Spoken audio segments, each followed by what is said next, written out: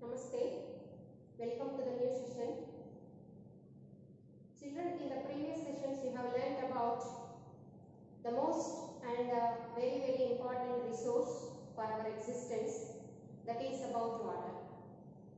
How water we get through inflows and how water is used and how judicially water is used for various purposes and how it is important today, that all you have learned in previous sessions.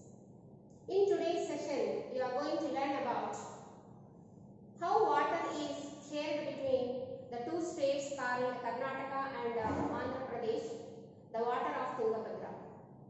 You know, river Tungabhadra is the major tributary of river Krishna, and it is the river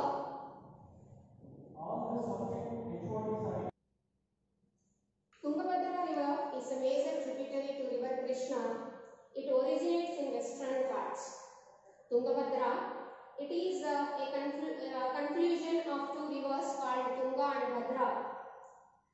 It is called the major tributary of river Krishna, which is flowing between three states, that is Andhra Pradesh, Karnataka and even at the border of Telangana.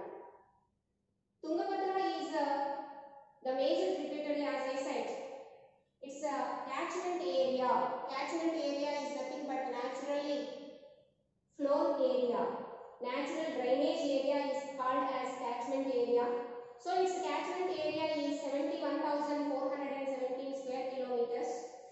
Out of it, the major area, that is 56,671 square kilometers, is in Karnataka, and rest of the place, rest of the catchment area is in Andhra Pradesh.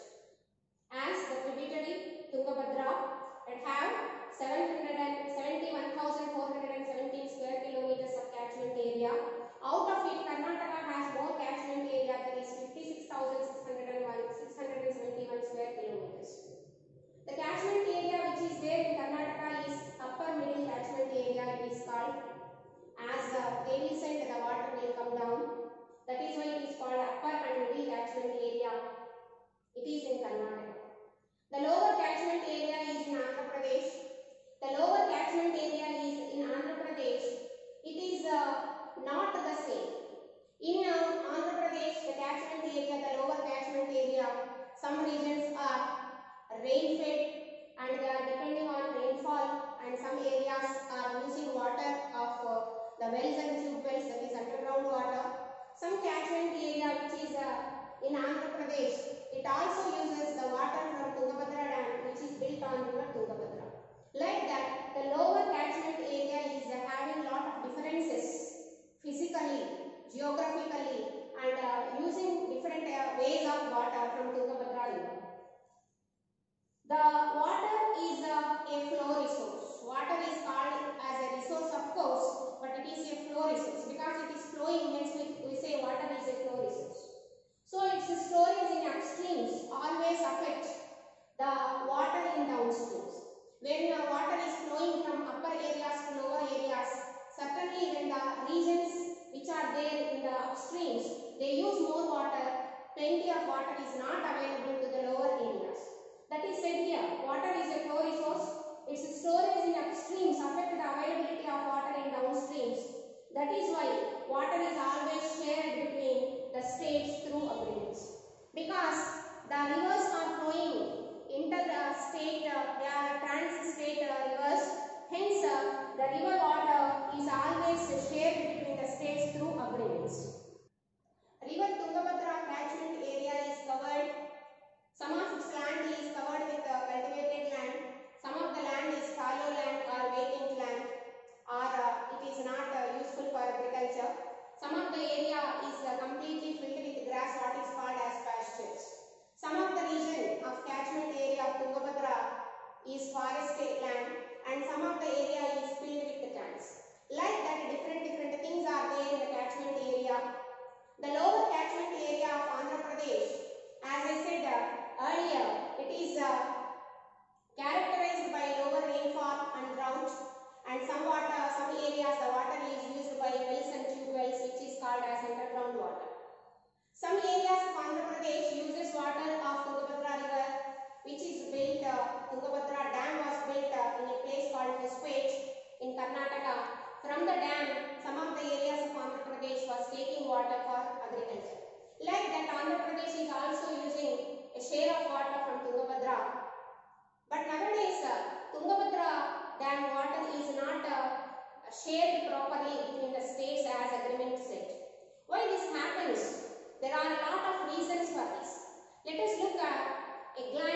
that why Tungabhadra reservoir was lowering its water capacity.